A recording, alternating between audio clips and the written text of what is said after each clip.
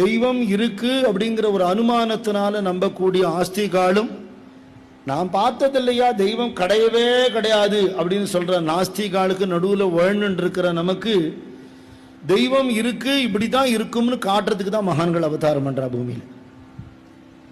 பகவானை பிரத்யட்சமா பார்க்கறதுங்கிறது என்ன? அவதார புருஷால தரிசனம் பண்றது தான் பகவானை நேர பார்க்கறது. பகவான் கிட்டேருந்து அனுபவிக்கக்கூடிய காருண்யத்தை இந்த சாதுக்கள்கிட்டேருந்து நாம் அனுபவிக்கிறோம். கோவிலுக்கு போனால் என்ன ஒரு நிம்மதி கிடைக்குமோ அதை சன்னிதானம், ஆலயம், அருளாலயம், ஆலயம், கருணாலயம்னு சுவாமியுடைய தபோவனத்தை சொல்றது உண்டு. ஞானிகளாகவே தான் கலியில் அவதாரம் பண்ணேன் கீதாச்சாரியனான கிருஷ்ணனும் சொல்றார்.